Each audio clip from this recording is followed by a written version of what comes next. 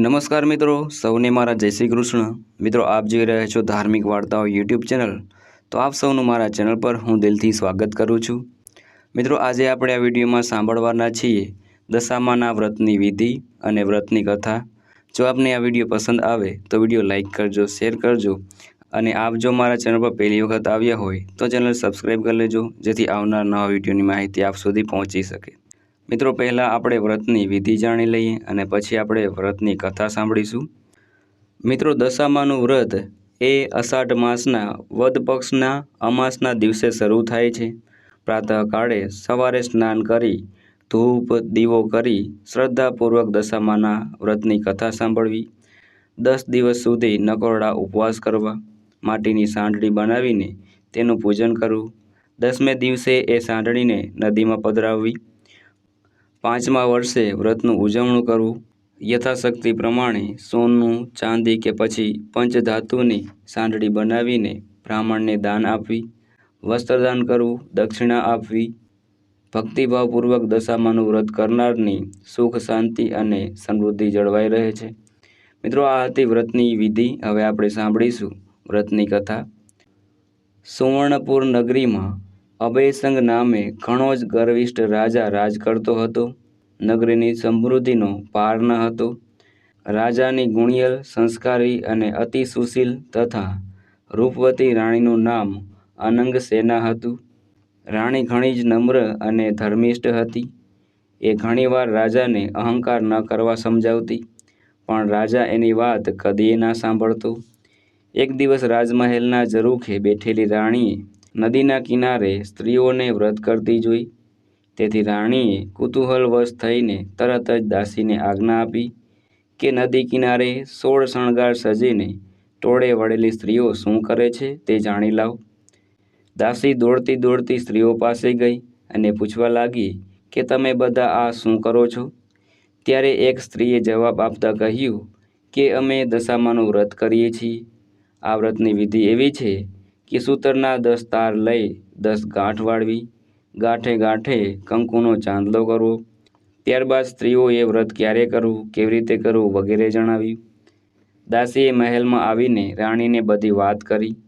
ધાર્મિક સ્વભાવની રાણીને પણ આ વ્રત કરવાની ઈચ્છા થઈ। મનથી વ્રત કરવાનું નક્કી કર્યું। એણે રાજાને આ વાત જણાવી તો અહંકારી રાજાએ ના પાડી દીધી અને કીધું કે આ વ્રત તો ગરીબ ગુરખા માટે છે। તારે તો ઘણી સાહેબી છે, ધન દોલત, નોકર ચાકર, બાગ બગીચા, રાજપાટ બધું છે, માટે આ કરવાનું જ છોડી દે।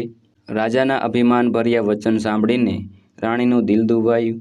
એ જાણતી હતી કે ગમે તેવી સમજાવટ છતાં અભિમાની રાજા એકનો બે થવાનો નથી। રાજાએ અહંકાર, ગર્વ અને અભિમાનમાં ચકચૂર થઈને દશામાના વ્રતનું અપમાન કર્યું। માએ રાજાના સપનામાં આવીને એક જ શબ્દ કહ્યો, પડું છું। બીજા જ દિવસે પડોશી રાજા લાવ લશ્કર સાથે ચડી આવ્યો। આવા અણધાર્યા હુમલાથી રાજા અભયસંગ ગભરાયો। જીવ બચાવવા માટે રાણી અને બંને કુંવરોને લઈને જંગલના રસ્તે ભાગ્યો। રાણી અનંગસેના મનમાં સમજે છે કે પોતાના પતિએ કરેલ દશામાના વ્રતના અપમાનથી આ દશા પ્રાપ્ત થઈ છે। ઘોર જંગલમાં રાજા રાણી ઉઘાડા પગે ચાલ્યા જાય છે। પગમાં કાંટા કાંકરા ભોંકાય છે। દુઃખ અને ઠાકનો પાર નથી। કુંવરો તરસ્યા થાય છે। એટલામાં એક વાવ આવી। રાજા પાણી લેવા માટે વાવમાં ઉતર્યો। પાછળ બંને કુંવરો પણ ઉતર્યા તો દશામાએ અદ્રશ્ય રહીને બંને કુંવરોને ખેંચી લીધા। કુંવરોને અદ્રશ્ય થઈ ગયેલા જોઈને રાણી વિલાપ કરવા લાગી।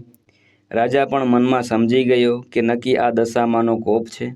એ રાણીને આશ્વાસન આપતા સમજાવે છે કે જેણે આપ્યા એણે લઈ લીધા, હવે એ જ આપશે। રુદન કરતી રાણીને સમજાવતા રાજા આગળ ચાલ્યા। ઠાકના લીધે બંનેના પગ ખસડાય છે। પગમાં વેઢા વેઢાના કાંટા ભોંકાઈ ગયા છે, તેથી પીડાનો પાર નથી। રસ્તામાં એક વાડી આવી। રાજાને થયું કે હાશ, 2 ઘડી વિસામો તો મળશે। પણ રાજાએ જેવો જ એ વાડીમાં પગ મૂક્યો તો ખીલેલા ફૂલો કરમાઈ ગયા। વાડીનો માળી વિચાર કરવા માંડ્યો કે નક્કી આ માણસ પાપી પગલાનો છે। તેથી માળી લાકડી લઈને રાજાને મારવા દોડ્યો। રાજા રાણી માંડ માંડ બચીને ભાગ્યા। જીવનથી હતાશ થઈ ગયેલા ભિખારી જેવી હાલતમાં બંને એક નગરમાં પહોંચ્યા. એ નગર રાજાની બહેનનું હતું. રાજાને આશા હતી કે બહેન જરૂર આશરો આપશે. એણે પાદરથી પોતાની બહેનને સંદેશો મોકલ્યો કે તેનો ભાઈ આવ્યો છે. બહેન પણ પોતાના ભાઈને સોનાની ગાગરમાં સુખડી મોકલાવી અને સાથે સોનાની સાંકળી મૂકી. પણ સોનાની ગાગર પિત્તળ બની ગઈ, સુખડી ઈંટના કટકા બની ગયા અને સોનાની સાંકળના બદલે ફૂંફાડા મારતો કાળો નાગ નીકળ્યો. રાજા વિચાર કરે છે કે મારી સગી બહેન મને મારી નાખવા આવું ન કરે. નક્કી આ દશામાના કોપના કારણે રજ થયું છે. આવો વિચાર કરીને રાજાએ ગાગર ત્યાં જ દાટી દીધી અને રાણીને લઈને આગળ ચાલ્યો. ચાલતા ચાલતા એક નદી આવી. નદીના કાંઠે ચીબડાના વાડા છે. રાજા બે હાથ જોડીને વાડાના માલિકને કરગવા લાગ્યો કે ભાઈ, 7 દિવસના ભૂખ્યા છીએ, દયા કરીને એક ચીબડું આપ. ખેડૂતને દયા આવવાથી એક ચીબડું આપ્યું. રાજાએ નક્કી કર્યું કે આગળ જઈને થોડો વિશ્રામ કર્યા પછી ચીબડું ખાવું અને ભૂખ સમાવવી. પૂર્વે બન્યું એવું કે ગામના રાજાનો કુંવર 2 દિવસ પહેલાં રિસાઈને ભાગી ગયો હતો. સિપાહીઓ કુંવરની શોધમાં નીકળ્યા હતા. દશામાના કોપના કારણે રાજાના હાથમાં જે ચીબડું હતું એ કુંવરનું માથું બની ગયું.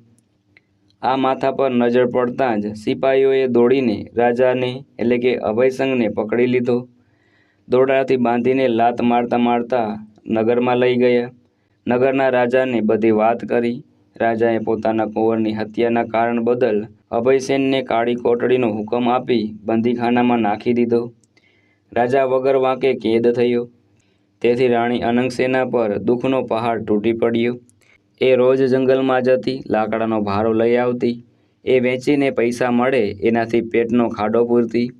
આમ દિવસો પર દિવસો પસાર થવા લાગ્યા. અષાઢ મહિનો આવ્યો.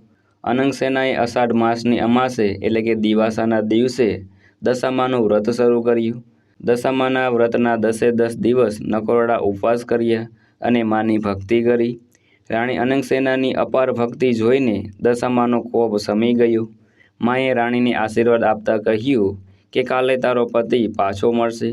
એ જ રાત્રે દશામાએ નગરના રાજાને સ્વપ્નમાં જઈને આદેશ આપ્યો કે તે નિર્દોષ માણસને કેદમાં પૂર્યો છે. તારો કુંવર તો એના મોસાળમાં લીલા લહેર કરે છે. સવારે પાછો આવી જશે. સવાર પડતાં જ દશામાની કૃપાથી કુંવર પાછો આવી ગયો. રાજાએ જાતે જ જઈને અભયસેનને બંદીખાનામાંથી મુક્ત કર્યો અને ક્ષમા માગી. એટલું જ નહીં પણ ખૂબ જ ધન આપ્યું. રાજા રાણી રથમાં બેસીને સુવર્ણપુર આવવા નીકળ્યા. રસ્તામાં બહેરનું નગર આવ્યું. રાજાને પહેલી ગાગર યાદ આવી. પાદરે આવીને ખાડો ખોદીને જોયું તો પિત્તળની ગાગર સોનું બની ગઈ. ગાગરમાં સોનાની સાંકળ અને સુખડી હતી. એટલામાં તો બહેન પણ આવી ગઈ. આગ્રહ કરીને ભાઈ ભાભીને ઘરે લઈ ગઈ. 2 દિવસ રોકાઈને રાજા રાણી આગળ ચાલ્યા. રસ્તામાં વાવ આવી. જોયું તો વાવના કાંઠે દશામાં વૃદ્ધ ડોશીનું રૂપ ધારણ કરીને ઊભા છે. બંને કુંવરો એની આંગળી પકડીને ઊભા છે. રાજા રાણી તરત માતાજીને ઓળખી ગયા અને લાકડીની જેમ માના પગમાં પડ્યા. દશામાએ અસલ સ્વરૂપમાં આવીને તેમને દર્શન આપતા કહ્યું કે હે રાજા, તે અભિમાન આણીને મારા વ્રતનું અપમાન કર્યું છે. તેથી તારા પર હું કોપાયમાન થઈ હતી, પણ હવે મારો ગર્વ ગળી ગયો છે. વળી તારી રાણીએ ભાવથી મારું વ્રત કર્યું છે, તેથી હું પ્રસન્ન થઈ છું. તારું રાજ તને પાછું મળી જશે. મા કરતો રાજા અભયસેન દશામાના પગમાં આળોટી પડ્યો અને બોલ્યો, મા, હે દયાળી, કળિયુગમાં તમારી કારમી કસોટીમાંથી કોઈ પાર ઉતરી નહીં શકે, માટે આવો કોપ કદી ના કરશો. દશામાં મીઠું મધુરું હાસ્ય વેરતા બોલ્યા, તારી વાત કબૂલ કરું છું. કળિયુગમાં જે મારી કથા સાંભળશે કે સંભળાવશે તેની દશા સદાય સારી રહેશે. આમ કહીને દશામાં અદૃશ્ય થઈ ગયા. રાજા રાણી બંને કુંવરો સાથે પોતાના રાજ્યમાં આવ્યા.